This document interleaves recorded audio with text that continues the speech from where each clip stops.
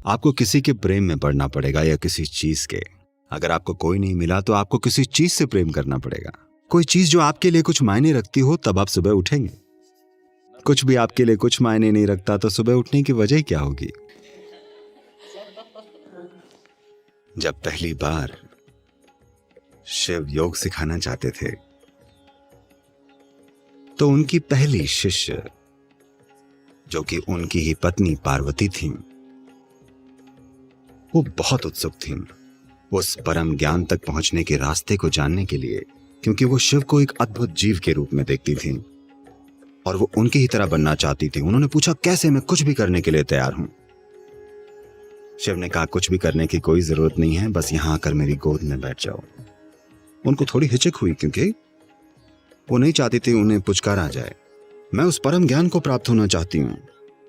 शिव ने कहा, आओ और बस आराम से यहां बैठ जाओ। वो बैठ गईं। शिव उन्हें अपने करीब ले आए, अपनी जरूरतों के लिए नहीं, उनके लिए।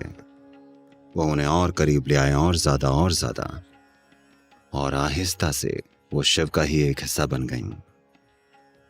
तो शिव का एक आयाम है जिसे हम अर्धनारी कहते हैं, जहां आधा भाग पुरुष है और आधा नारी।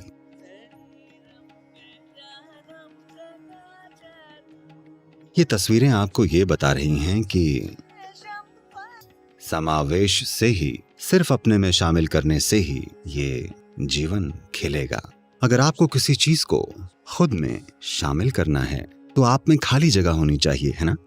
अगर मुझे किसी को खुद का एक हिस्सा बनाना है तो मुझे खुद में से आधा भाग बाहर फेंकना होगा, सिर्फ तभी। इसीलिए अंग्रेजी में इसे फॉलिंग इन लव कहते हैं, प्रेम में उठना नहीं।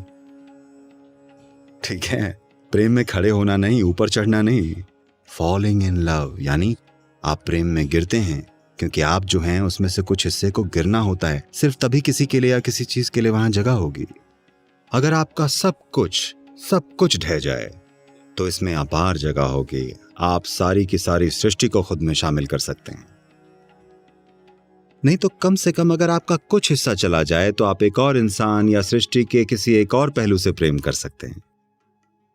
तो हम आपको खुद को खाली करने के तरीके सिखा सकते हैं। अगर आप में से एक हिस्सा गिर जाए तो वो खाली जगह किसी और चीज द्वारा ले ली जाएगी, और वो चीज जो आप नहीं हैं, जब वो आपका एक हिस्सा बन जाती है, जब आप उसे खुद के एक हिस्से के रूप में अनुभव करने लग जाते हैं, तो वो आपको प्रज्वलित कर देगी। क्योंकि अभी आप जिसे आप मैं समझते हैं वो आप हैं ही नहीं। वो बस विचारों, भावनाओं और पूर्व धारणाओं का एक गट्ठर है ना? वो आप नहीं हैं। तो आप वाकई जो हैं वो अब तक आपके अनुभव में ही नहीं आया है, तो आपको प्रेरित कैसे किया जाए? जब आप अभी हैं ही नहीं तो आपको आगे कैसे बढ़ाया जाए? आप अभी तक हैं ही नहीं। जो है वो बस विचारों का एक गट्ठर है, विचारों और भावनाओं का एक बादल है, और हर तरह की चीजें हैं, है ना? तो इसीलिए साधना होती है। आपको यहां आकर साधना करनी चाहिए। शुरुआत में किसी को आपको प्रेरित करना पड़ेगा। देखिए, जब आपकी कार स्टार्ट नहीं होती, किसी को धक्का लगाना पड़ता है। ओके, एक बार ये चलने लग गई तब हमें इसे धकेलते नहीं रहना पड़ता, तभी अपने आप चलेगी। तो शुरुआत में थोड़ा धक्का लगवाने में कोई हर्ज नहीं है। हर किसी को थोड़े धक्के की जरूरत पड़ती है। बहुत कम ही लोग होते हैं जो पहले ही स्टेप से खुद को चला सकें। अधिकतर को धक्का लगाना पड़ता है, बीच बीच में एक आध किक यहाँ वहां,